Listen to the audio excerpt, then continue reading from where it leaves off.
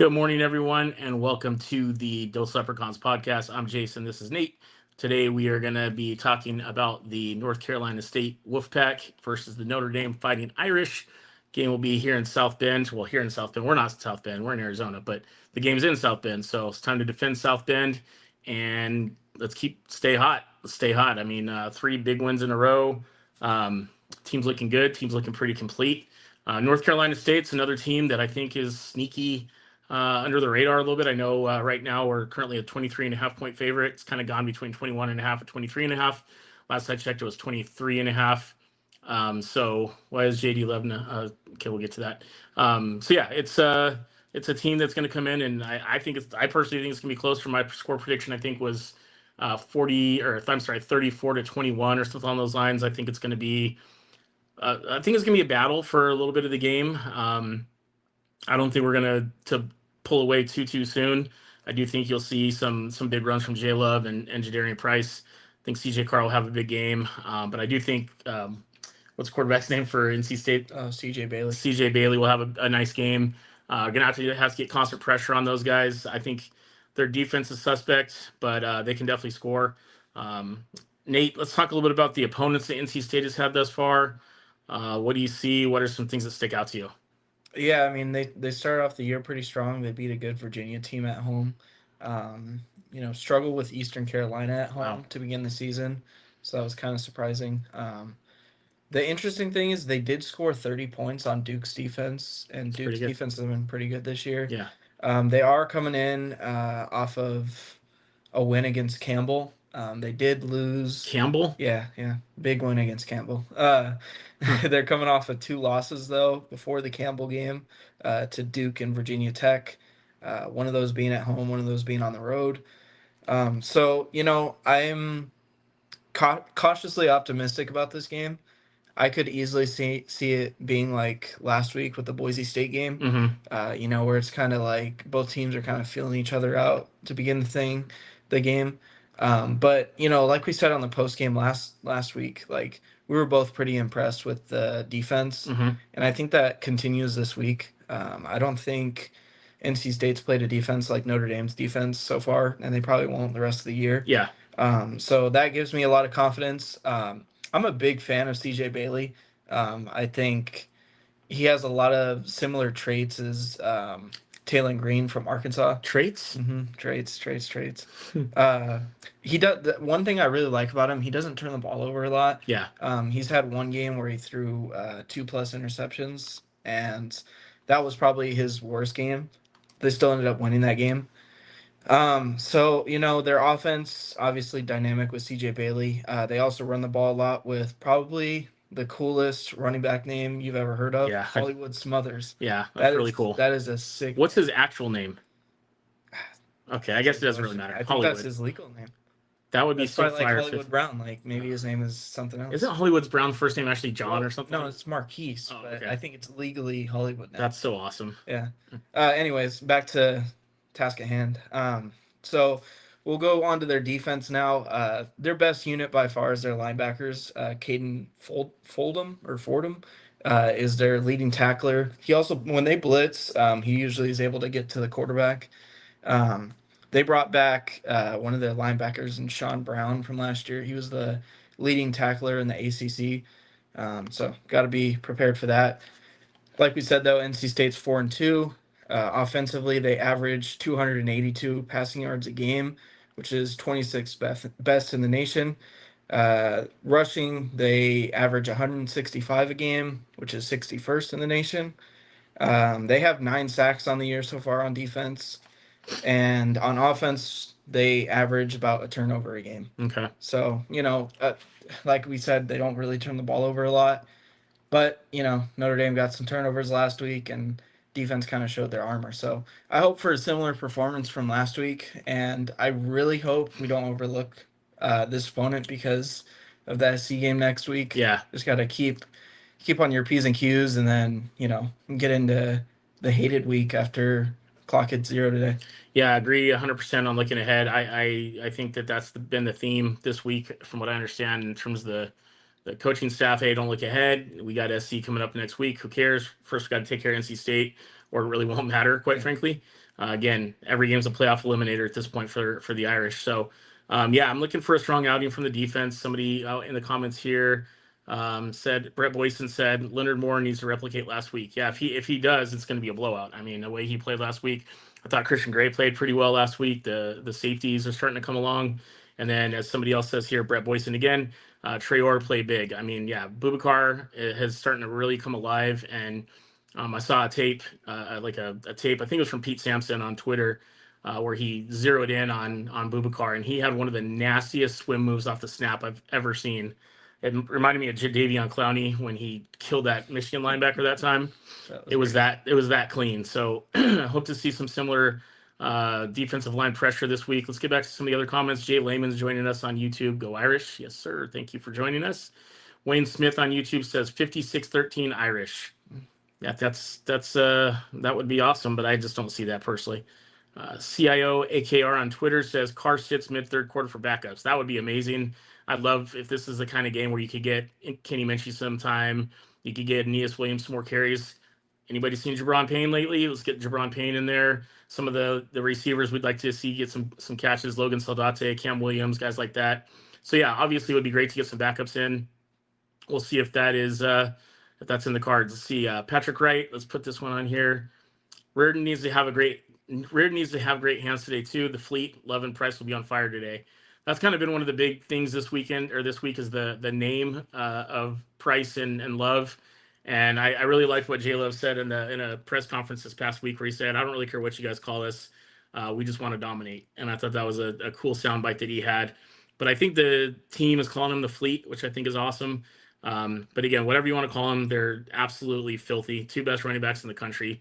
I don't think anybody can really even come close to comparing. Penn State eliminated themselves from that conversation by losing to UCLA by whatever they lost by. But so yeah, it's got the two best running backs. You got a quarterback that's absolutely becoming a man right in front of us. For those of you that are new to the Dos Leprechauns podcast, you won't know this, but everybody who's not new knows we are huge CJ Carr fans. We have been from day one. So we expected this. I don't maybe not even to these heights, but I've been expecting him to look really good. Yeah, he's probably better than good. Oh, he's been fantastic. See, Carr did a good job spreading the passes to several different receivers. He needs to keep that going. Spread the field, run the ball. Defense needs to remember how to tackle and be intense. Yeah, it's a good game plan there, Patrick Wright. See, Amber Sullivan, our good friend joining us, has this to say. Hey, guys, go Irish, beat Wolfpack. I think it's going to be uglier than expected. I feel that NC State is going to come in a little cocky. I hope Price and Love put on a clinic, but I would love to see Carr and Reardon have a great day. I'm really hoping the defense can add on to their turnovers today. I'm thinking 41-27 Irish. That's from our friend Amber Sullivan. I'm kind of along that line too, Amber. I think it's going to be a lot closer than people think. Holy cow, UCLA's up 37-7 on Michigan State now. Wow. I guess UCLA just needed to fire Deshaun Foster, and now they're national championship contenders, right? I mean, lose to New Mexico State at home, beat Penn State, Michigan State. What, did they lose New Mexico State or New Mexico? It doesn't really matter. It's New Mexico. Well, they lost at UNLV, and I think that's even more embarrassing. Oh, a Penn State reference. Nobody else will do that. I'm not sure what you mean by that, Brett, but okay. Let's see. The announcers for Ohio State today were saying no one can touch Jeremiah Smith. Ha, ha, ha, ha. I mean, it's hard to disagree with that, Pat. I mean, that guy is an absolute machine. He's best receiver in the country by far, and he's one of those guys that is just he's that difference maker on the field. He's different. So I still think I'd still take our Jeremiah Love and Jadarian Price as weapons over their one receiver, but he's an absolute beast, difference maker. Yep. Fighting Irish Faithful Joe jumping on says, let's go Irish. Yes, sir. Let's go. Hopefully you guys are listening to his podcast on Tuesday nights live on Twitter. Scotch and Spreadsheets, talking all the stats you could possibly need with Fighting Irish Faithful and Baby Fighting Irish Faithful. UCLA, yeah. What is up with UCLA out of nowhere? Let's see. Brett Boyson said, yeah, I want them to ground and pound. Our O-line will dominate. Yeah, I'd love to see a ground artillery attack with the two fleet guys today. Would be awesome to check out and see. Let's see. High scoring game for sure, says Jay Lehman. Brett Boyson says, good afternoon. And somebody asked, why is J Love not a captain? That kind of came up in the offseason, right before the season started a little bit. I don't think there's really a rhyme or reason for it. I think just that, I think he leads naturally just in his play on the field. And I think that he's more of a silent leader. And I think what the coaching staff was looking for are guys like Drake Bowen. Oh my gosh, where's some Will Pauling? Yeah, some of those guys that really Don Schuler, guys that are going to get in their face, really fire guys up if they're not playing good. And I think you get that in the captains that we have. And I don't know if that's J Love's style. I think J Love's more like, hey, watch this. Let me go break the most ridiculous run you've ever seen and get guys fired up with his play on the field. Not that the other guys aren't, not that the other captains aren't, but I think that J Love has his role, and I just don't think that's it. Let's see. I think I don't even have a doubt, though, that you'll be seeing him on Sundays. Just keep Marcus Freeman secretly calling the defense, LOL. Yeah, that's kind of the elephant in the room, right? I mean, okay, if you had to say for sure, is Marcus Freeman calling the plays, or is he guiding the ship? How do you think that's going? I think Freeman. Oh wow, big run for Washington State. Sorry to interrupt myself, but I don't think Freeman's calling plays. I think in the game plan he's saying, okay, here's what I want to run defensively, and here's the plays that I want to run defensively. But he's not saying, okay, we're gonna run play 53 on play 22 or whatever. But I think there was obviously some issues with Chris Ash, and the way Freeman talks in press conferences, it doesn't seem like Ash is just being kicked to the side and Freeman will handle things. Like, I know we all wish that would happen, but we also got to give Chris Ash his flowers if he is calling the game, because we were able to dish it out as much as we possibly could. But now he's seemingly starting to figure things out, and who knows, the defense is starting to show who we all thought they were going into the season. Yeah, absolutely. Let's see. Jake Ryan says Jake and Jen repping Dose in section 123. Go Irish. Love it. That should be like the dedicated Dose Den zone. What, 123? Yeah, or like we should have like a designated area for Notre Dame Stadium. That'd be really cool if we could do that. Okay, Fighting Irish Faithful, I have a question. Can Michigan and USC both lose today? Yeah, that would be the dream, right? I mean, it's hard for me to be like, oh man, we really need SC to win, so that game looks better, this and that. I just can't. I hate USC so much that I want them to lose every game by a lot of points. But I understand that for strength of schedule and our chances of getting into the playoffs, that we need that to happen. So sure, I guess if I had to pick a winner, I'd say please SC have one more point than Michigan when the clock hits 0. But I hope that it's a struggle, and I hope they both look as terrible as I think they are. I want USC to win big today. Wow, and I know gross. That's a horrible thing to say. Gross. And I should probably wash my mouth out. You're fired. But you're off. Get out. If SC wins big, that's another ranked win if we do win next week. Yeah, probably. So that's 2. What? Well, no. 3. Well, yeah, 4. Possibly what? 3 ranked wins at the end of the year. Could be. If you factor in if Navy's ranks, because Navy's still undefeated. So. Patrick Wright says I need to get to a game and a tailgate. Have you never been to a game, Patrick? Where do you live? Let us know. We'd love to, if you can get out there, see if we can meet up with you. Let's see. Brett Boyson says, I feel the way you do about USC, but I will add in the Canes, 2 of the worst. I actually, the Canes for me, obviously the turnover chain game was awful, and I think they showed their true Miami spirit. But I've been to a Miami game before, and it wasn't as bad as I thought it was going to be. But maybe I don't know. I don't know why that is. But SC games, when we go to the Coliseum, we've been numerous times.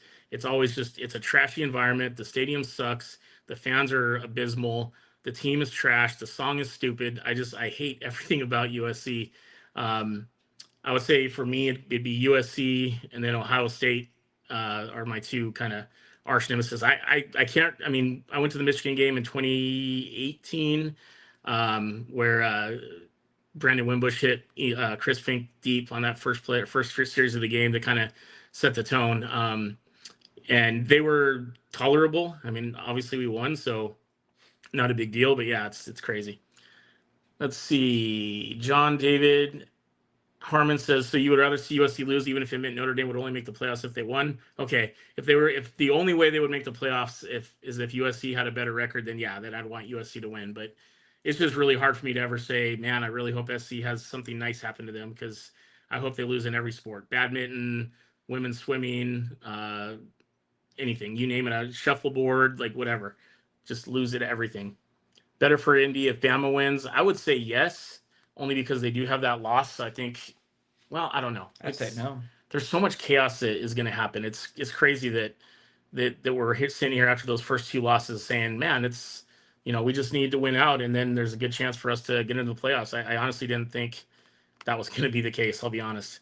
Let's hope the refs keep them dang yellow flags in their pockets today. Good Lord, that was so embarrassing last week.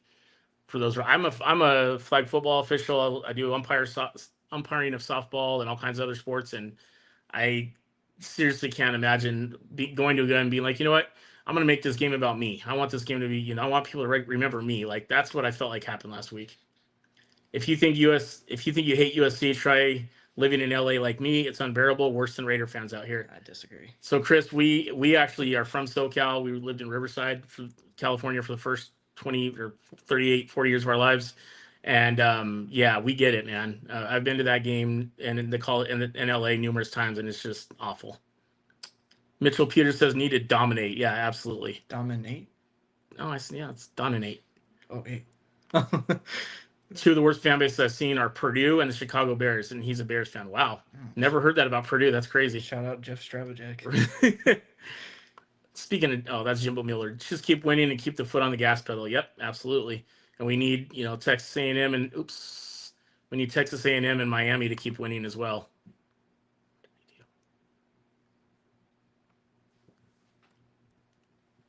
What do you got, Nate? We're back. Let's see. Me, Dos Leprechauns, Riverside Locos. I'm headed down to South Bend from Colorado next weekend for the USC game. Hope to connect with you all to say what's up. Oh, that's awesome, Ricky. We won't be there for that game. We'll be at the Syracuse game, but the Dos Leprechauns podcast will definitely still be happening. It'll be hosted, as always, by Irish JTL and Dr. Abby. Check them out on Twitter. They always got updates from the tailgates. They do a great job. Those guys, they're bringing in all kinds of food, all kinds of drinks, and they just do it because they love to meet new fans, people from Colorado, people from wherever. Come on out, check us out. We always post the menu and the location on the Facebook page right before. So, yeah, so definitely check out our Facebook page that morning, Ricky. And if you want to know the exact location, it'll be on there as well. So we'd love to welcome you there. Man, they really like your hoodie. I said that this morning. I was like, it's a dope hoodie, Nate. Yeah. I think I bought it a while back and he stole it from me. So that's what happens. Fake news. Jay Lemon says, can we get a weather cancellation of the fourth with a score tied for USC and Michigan? That'd be awesome. It's a no contest, like in a fight. What would SC's record be then? Something and 1. 4-1-1. Tailgate is at the architecture building under the tree. That's right. Yep. The Dos Leprechauns tailgate. I always forget what that building's called. Joe, thank you for putting that on there. Let's see. Think we'll see Flanagan commit tight end today? I'd love that. It's from Bill Whaley. Really good question. Looks like Cooper Flanagan is back-ish. As far as is back sort of. Looks like he's somewhat healthy. Would love to see him get some reps because obviously Eli Reardon's kind of been the bell cow with Ty Washington being more of a blocking back so far, and I think Flanagan is ridiculously talented.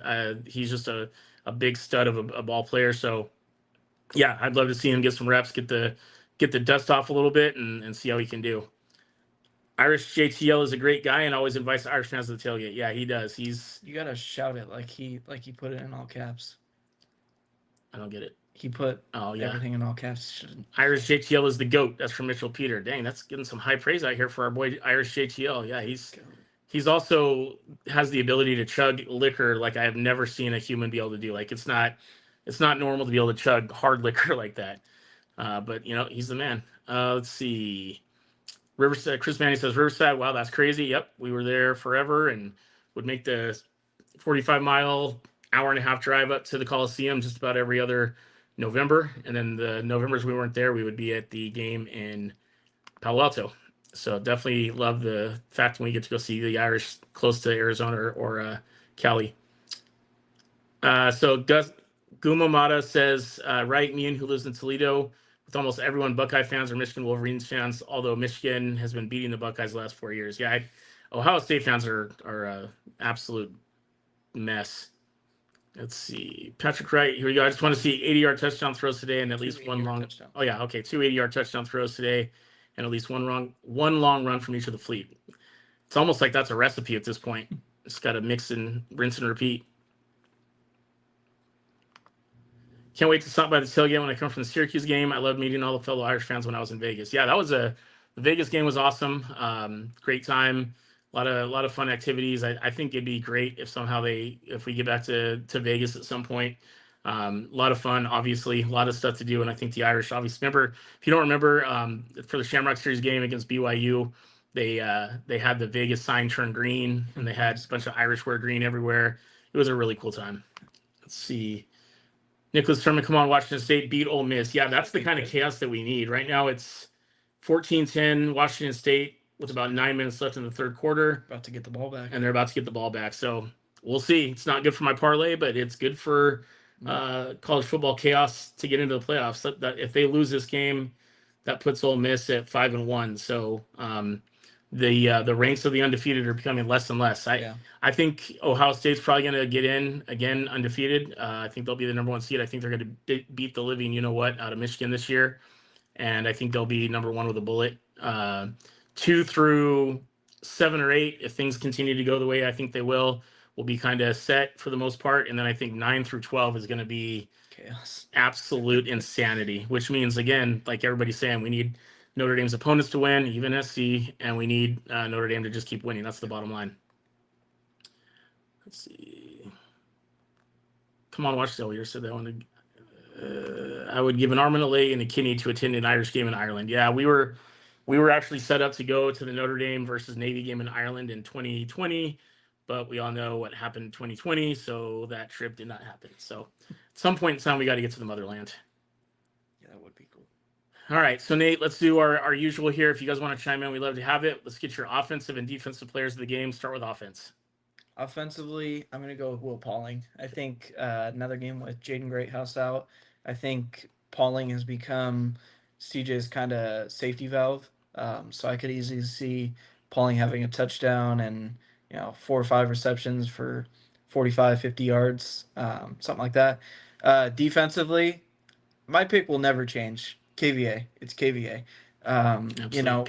Whether it be how great he is on the field or he's an Angels fan off the field, I think that definitely has to throw into it. I also think don't sleep on Cole Mullins. That guy is having a beast of a season. Thank you for the Cole Mullins love. Yes. So I want to see Cole Mullins in there more. But again, my pick is KVA. So KVA and Will Pauling. Okay, I like those both. I would have probably gone with KVA myself, but I'm gonna do my guy, my big dog, Gabriel Rubio, defensive tackle. I think he's gonna go off today.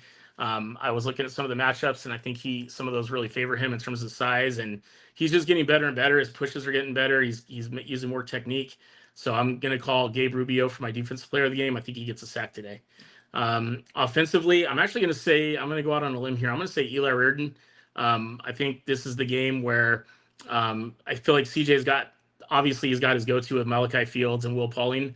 But I think it's time to feed Reardon a little bit more. And I think last week, as I was rewatching the game, there were some opportunities for CJ to hit Eli Reardon on a couple plays that just broke down for whatever reason. So this is the game that I think we see that happen. So very excited to see that. Another good thing, this week we'll have Noah Burnett back, our regular kicker. So right in that department. I did see a question in here somewhere. Jaden Greathouse is out. He is inactive today. So who knows what's happening there? There's a lot of speculation, but nobody really knows other than Greathouse and the coaches.